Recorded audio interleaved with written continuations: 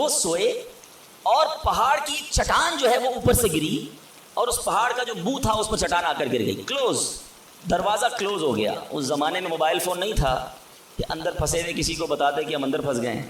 وہ اندر ہو گئے اور دروازہ جو اس غار کا منہ تھا وہ چٹان سے بند ہو گیا. نبی پاک علیہ الصلوۃ والسلام فرماتے ہیں کہ اب ان تینوں نے کیا کیا؟ انہوں نے کہا کہ اب ایک ہی ہتھیار بچتا ہے, کسی کو بتا تو سکتے نہیں, آؤ اللہ کریم کی بارگاہ میں دعا کرتے ہیں. دعا مومن کا ہتھیار ہے. یہی میرا آج کا ٹاپک ہے. دیکھو بخاری شریف کی حدیث میں آقا فرما رہے ہیں ان تینوں نے کام کیا کیا؟ پھنس گئے تھے, کوئی چارہ نہیں تھا, اللہ کو پکارتے ہیں. تینوں نے فیصلہ کیا ایسا کرتے ہیں. تینوں نے کوئی زندگی میں اچھا کام کیا ہو نا, تو اس اچھے کام کا وسیلہ پیش کر کے اس اچھے کام کے صدقے سے اللہ کی بارگاہ میں دعا مانگتے ہیں. بخاری شریف کی حدیث سے یہ عقیدہ کلیئر ہو رہا ہے کہ وسیلے سے دعا مانگی جا سکتی ہے. اچھا جناب, پہلے بندے نے کیا کیا؟ اللہ کی بارگاہ میں دعا کی کہ یا اللہ میرے والدین بہت بوڑھے تھے, جب میں جنگل سے بکریاں چرا کر لاتا تو دودھ دو کر سب سے پہلے اپنے والدین کو پلاتا, اس کے بعد اپنی بیوی اور اپنے بچوں کو پلاتا. اے اللہ ایک دن ایسا ہوا کہ میں دودھ دھو کر آیا, لیٹ ہو گیا, آیا تو والدین سو گئے تھے, بچوں کو بھوک بھی لگی تھی, مگر میرے عشق نے, ادب والدین نے گوارا نہ کیا کہ ماں باپ سے پہلے بیوی بچوں کو دودھ پلاؤں. ساری رات انتظار کرتا رہا, اپنے والدین کے انتظار میں کھڑا رہا. میرے ادب نے یہ بھی نہ مجھے اجازت دی کہ والدین کو جگا دوں کہ آپ دودھ پی لیجئے میں آ گیا ہوں. میں سرہانے کھڑا رہا. اے اللہ اگر میں نے یہ کام تیری رضا کے لیے کیا, ساری رات میں کھڑا رہا ماں باپ کے ادب میں, صبح ہو گئی تو میرے مولا اس مصیبت سے ہمیں چھٹکارا دے دے. اے اللہ اس غار سے ہمیں نکال دے. اس بندے نے دعا ختم کی, آقا فرماتے وہ پتھر تھوڑا سا سرک گیا. وہ پتھر جو کرین سے نہ ہلے, وہ چٹان آٹومیٹکلی دعا جو ہے اثر رکھتی ہے. پتھر سرک گیا, مگر اتنی جگہ نہ بنی کہ بندے باہر نکل جائیں. اب دوسرے کی باری آئی, اس نے اللہ کی بارگاہ میں دعا کی, مولا اے رب کریم میرے چچا کی ایک بیٹی تھی, لڑکی تھی, میری کزن تھی, اور میں اس پر بڑا عاشق تھا, بڑا محبوب رکھتا تھا اس کو, لیکن وہ میرے قریب نہیں آتی تھی, مجھے اپنے پاس نہیں بیٹھنے دیتی تھی. اب ایک بار اس وہ لڑکی کسی وجہ سے کسی مصیبت میں گرفتار ہو گئی, قحط میں گرفتار ہوئی, کھانے پینے کو پیسے نہیں تھے. وہ میرے پاس آئی اور آ کر کہا کہ مجھے مدد کر دو, تم میرے کزن ہو, مجھے بڑی ضرورت ہے. اب چونکہ پہلے سے مجھے وہ پسند تھی, ارادہ برا تھا, تو میں نے اس لڑکی کو کہا ٹھیک ہے جو تم مانگتی ہو میں دے دوں گا, مگر تم مجھے اپنا آپ حوالے کر دو, برا کام میرے ساتھ کرو. بیچاری مجبور تھی, میرے ساتھ وہ برائی کے لیے تیار ہو گئی. یا اللہ جب میں اس کے ساتھ قریب ہوا, وہ اللہ کی بندی مجھے کہتی ہے کہ اللہ سے ڈر اور ناجائز طور پر یہ کام نہ کر, میں تیرے لیے حلال نہیں ہوں. جب اس عورت نے, یہ لڑکی نے مجھے یہ بات کہی, کوئی اور دیکھنے والا نہیں تھا, میں اکیلا تھا, قابو تھا میرا اس عورت پر, مگر جب اس لڑکی نے مجھے تیرا خوف دلایا, اے اللہ فقط تیرے خوف سے میں پیچھے ہٹ گیا. اے میرے مالک کام اکیلے میں کیا تھا, آج پھنس گیا ہوں, اگر یہ کام میں نے تیری رضا کے لیے کیا ہے, اے رب کریم آج اس مصیبت سے نکال دے. وہ پہاڑ تھوڑا اور سرک گئے, وہ چٹان اور سرک گئی. آقا فرماتے ابھی بھی اتنی جگہ نہ بنی کہ بندے باہر نکل جائے. اب تیسرے بندے کی باری تھی, ہاتھ اٹھائے, اللہ کی بارگاہ میں عرض کی کہ یا اللہ میں نے ایک بار کچھ کام کیا, چند مزدوروں کو مزدوری پہ رکھا, کام کر کر ایک مزدور ایسا تھا جو مزدوری لیے بغیر چلا گیا, بھول گیا اپنا جو حق تھا وہ لینا بھول گیا, چلا گیا. اے رب کریم جب وہ بندہ چلا گیا, میں نے اس کے پیسے کاروبار میں لگا دیے. کچھ سالوں بعد وہ مزدور پھر آیا, آ کر کہتا ہے میری مزدوری باقی رہ گئی تھی بھائی, میں لینا بھول گیا تھا, وہ پیسے مجھے دے دو. تو میں نے اس مزدور سے کہا کہ تم اتنا بڑا ریوڑ جانوروں کا دیکھ رہے ہو, گائے بکریاں یہ سب تمہاری ہیں. اس نے کہا یہ ساری میری کیسے ہو سکتی ہیں؟ کہا بھائی جو تمہارے پیسے تھے میں نے کاروبار میں لگائے, کاروبار میں اللہ نے اتنی برکت ڈال دی ہے کہ یہ حصہ تمہارا ہے. وہ حیران ہوا, پریشان ہوا, یقین نہ آیا, مگر پھر جب میں نے کہا یہ تیرا ہی ہے, وہ مزدور سارے جانور لے گیا. اے میرے مالک جو میں نے ایمانداری کی, میں نے امانت میں خیانت نہ کی, اگر یہ کام میں نے تیری رضا کے لیے کیا ہے, اے اللہ اس مصیبت سے جان چھڑا دے. حدیث کے الفاظ ہیں وہ پہاڑ اور سرک گیا. اب اتنا راستہ بن گیا کہ وہ تینوں باہر نکلے. میٹھے میٹھے اسلامی بھائیوں, یہ میں پھر دوبارہ ریپیٹ کر رہا ہوں, not talking about from my self, میں اپنی طرف سے کوئی کسی کہانی کی بک سے آپ کو واقعہ نہیں سنا رہا. میں نے حدیث پاک کی سب سے بڑی کتاب اصح الکتاب بعد القرآن کہا جاتا ہے، صحیح ترین کتاب قرآن کے بعد جس کو کہا جاتا ہے وہ بخاری شریف ہے۔ میں نے نبی پاک کی حدیث آپ کے سامنے رکھی ہے، 3 باتیں سیکھنی ہے اس میں سے، ٹھیک ہے؟ پہلا بندے نے کیا کام کیا؟ اللہ سے کیا عرض کی کہ والدین کا ادب کیا تھا، میرے مولا میں نے ماں باپ کی خدمت کی، اللہ کی بارگاہ میں یہ عمل کتنا مقبول ہوا کہ اس سے مصیبت دور کر دی گئی۔ میں ہر ٹاپک پر بہت دیر تک گفتگو کر سکتا ہوں، لیکن ظاہر ہے کہ مجھے ایک وقت کے اندر اپنا بیان کمپلیٹ کرنا ہے۔ میں بہت مختصر بات کر کے آگے بڑھ جاؤں گا۔ وہ لوگ جن کے ماں باپ حیات ہیں، خدا کی قسم یہ رب کی بہت بڑی نعمت ہے، ہمیشہ ان کی قدر کرنا۔ ماں باپ کا جو فرما بردار ہے وہ دنیا میں بھی کامیاب ہے اور آخرت میں بھی کامیاب ہے۔ ایک حدیث کا مضمون ہے، جس سے ماں باپ راضی اس سے اس کا رب راضی، جس کے ماں باپ اس سے ناراض اس سے اس کا رب ناراض۔ یاد رکھنا میرے بھائیوں، وہ میرے نوجوانوں جن کے ماں باپ حیات ہیں، ان کی قدر کرو، ان کی دعائیں لو۔ خدا کی قسم اس کو کامیابی سے کوئی نہیں روک سکتا جس کے ساتھ ماں باپ کی دعائیں ہیں، اور اس شخص کو بربادی سے کوئی نہیں روک سکتا جس کے ماں باپ اس سے ناراض۔ دنیا میں اور بہت سارے گناہ ہیں، ہر گناہ کی سزا، اس کا رزلٹ، اس کا عذاب جو ہے وہ بندے کو مرنے کے بعد پتہ چلتا ہے، مگر ماں باپ کی نافرمانی وہ گناہ ہے کہ جس کا عذاب بندے کو دنیا میں دکھایا جاتا ہے۔ جو ماں باپ کا نافرمان ہوتا ہے نا، اس کی اولاد دنیا میں اس کی نافرمان ہوتی ہے۔ آج آپ بہت سارے اسلام بھائی پرچیاں بھی دیتے ہیں، دعائیں بھی کرواتے ہیں۔ میں آپ کو ایک مشورہ دیتا ہوں، ادھر ادھر دعائیں مت کراؤ۔ جس کے پاس ماں ہے نا، اپنی ماں کے قدموں میں بیٹھ جاؤ۔ خدا کی قسم ماں دل سے دعا کر دے طوفان ٹل جایا کرتے ہیں۔ بھول گئے آپ کہ جنت میں موسیٰ کا پڑوسی بنا دیا اللہ نے؟ ایک کسائی کو ماں نے دعا دی تھی، اللہ نے موسیٰ کا جنت میں پڑوسی بنا دیا۔ تو ماں باپ کی ادب کریں، نافرمانی نہ کریں۔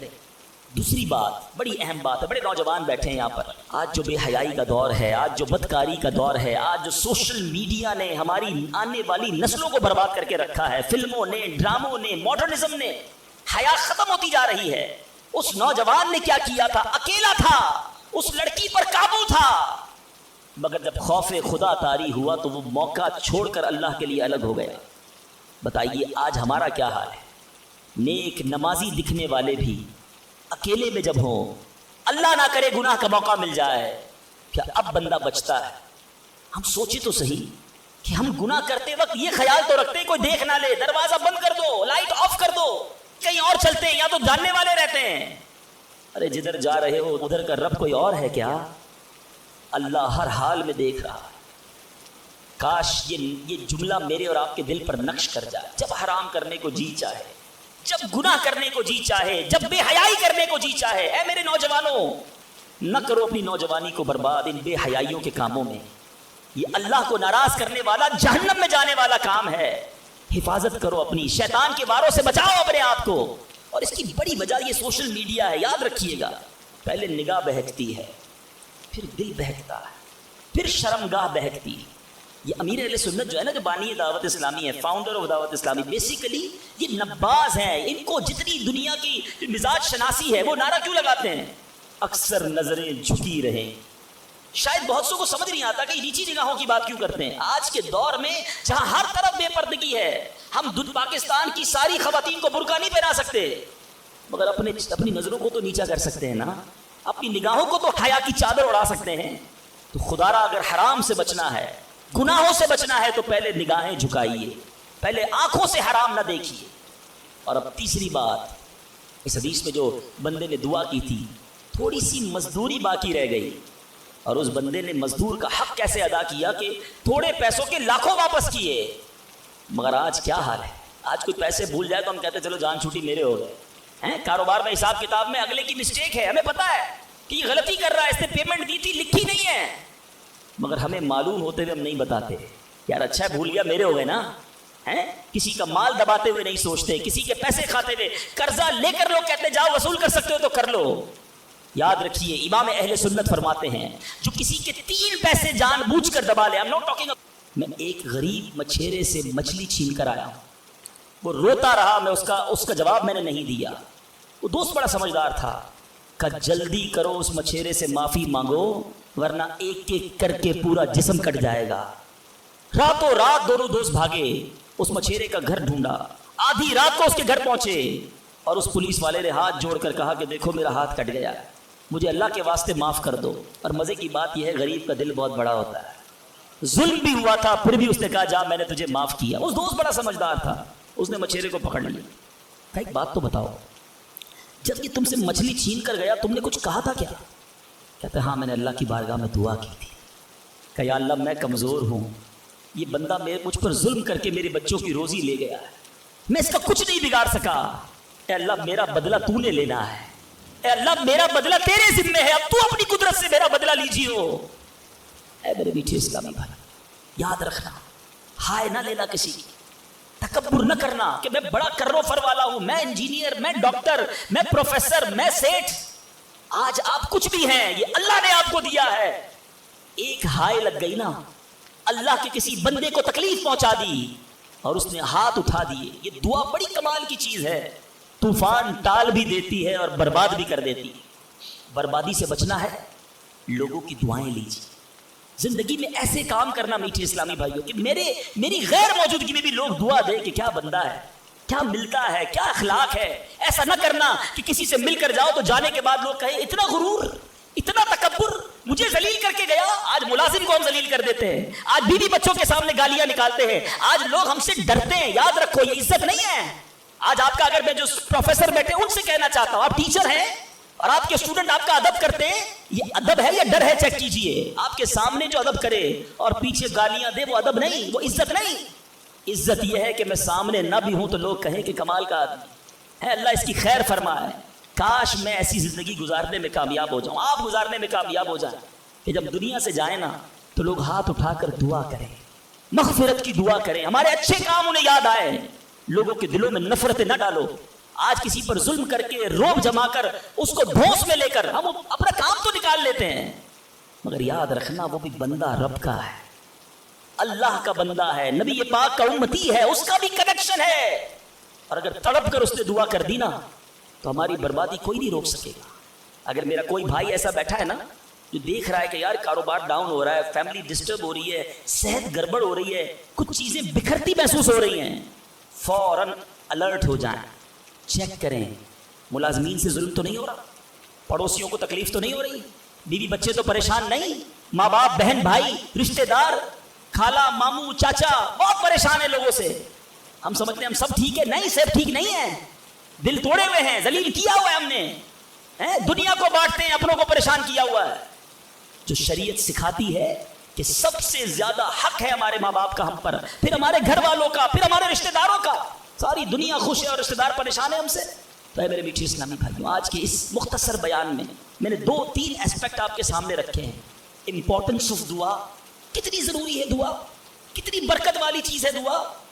گھبراؤ نہیں, مانگو اللہ سے, ڈرو نہیں, کنجوسی نہیں کرو, ادب سے مانگو, فوکس کے ساتھ مانگو, یقین کے ساتھ مانگو, جتنا مانگنا ہے مانگو. اور دوسری بات, حرام سے بچنا ہے تاکہ دعائیں قبول, اور نہ ملے تو شکوہ نہیں, ہر حال میں اللہ کا شکر ادا کرنا ہے. اور آخری بات, ہائے نہیں لینی, تکلیف نہیں پہنچانی. اللہ تعالیٰ مجھے اور آپ کو مسلمانوں کا خیر خواہ بنا دے, مسلمانوں کے دلوں میں خوشی داخل کرنے والا بنائے. اور یہی دعوت اسلامی کا میسج ہے. ہم میلاد منانے جمع ہوئے ہیں, نبی پاک کے گویا میلاد کا مہینہ آ گیا. کیا کیا میرے آقا نے ساری زندگی؟ محبتیں, پیار, نرمی, شفقت, جانوروں کے ساتھ اچھا سلوک. اللہ کے حبیب جانوروں پر ظلم کرنے سے منع کرتے, آج ہم انسانوں پر ظلم کر رہے ہیں, اب لوگوں پر لڑائیاں کر رہے ہیں, جھگڑے کر رہے ہیں. ایک غلطی معاف کرنے کے لیے بندہ تیار نہیں ہوتا, کہتا نہیں جناب اینٹ کا جواب پتھر سے دوں گا, اس نے مجھے کیسے گالی نکالی, جانتا نہیں میں کون ہوں. بھول گئے سلام اس پر کہ جس نے گالیاں سن کر دعائیں دی, سلام اس پر کہ جس نے خون کے پیاسوں کو کبائیں دی. میرے آقا وہ ہیں جو گالیاں سن کر دعائیں